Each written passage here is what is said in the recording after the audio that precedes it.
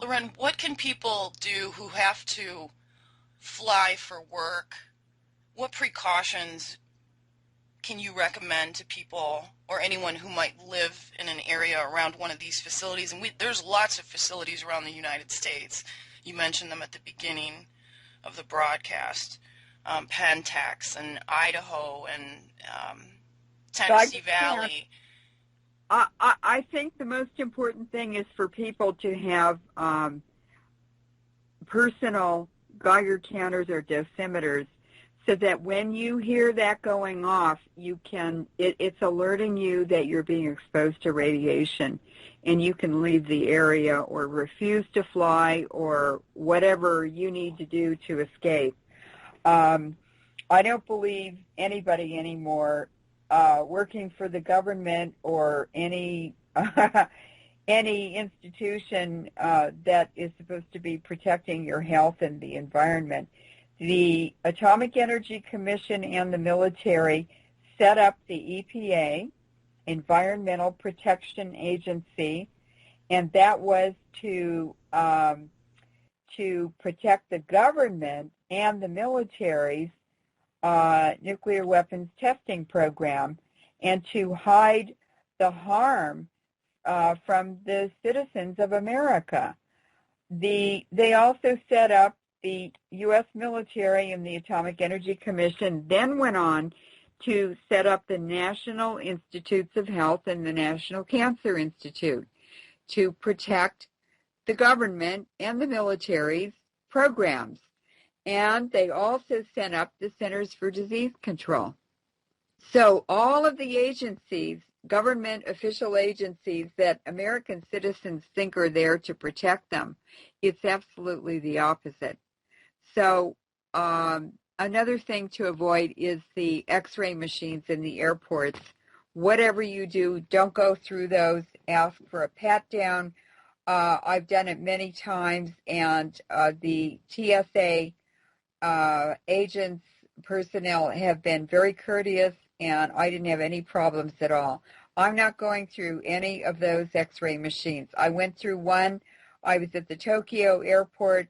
I was on my way back to the U.S. from Malaysia from a war crimes conference there, and this agent came out, this older man came out and pulled me out of the line.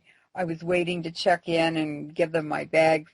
He said, "Come with me," and he took me somewhere, and I was disoriented, and he just opened the door and he shoved me backwards into one of those X-ray machines and zapped me.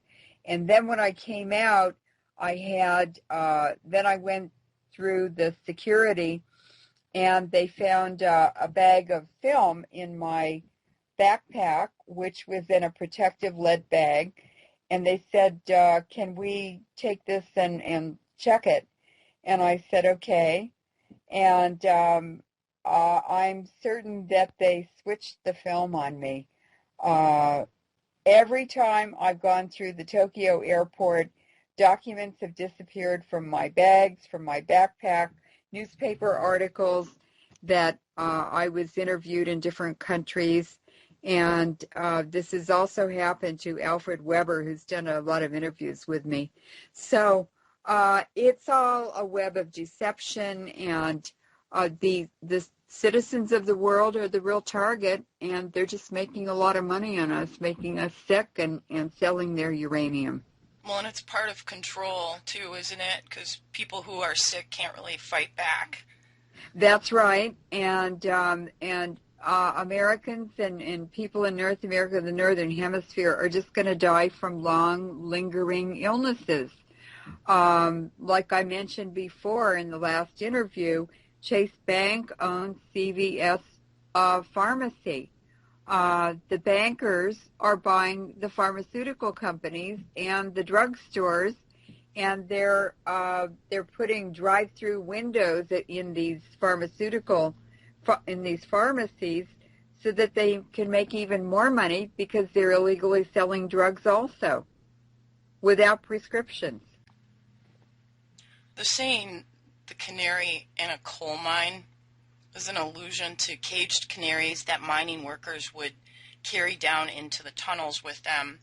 And if dangerous gases such as methane or carbon monoxide leaked into the mine shaft, the gases would kill the canary before it killed the miners.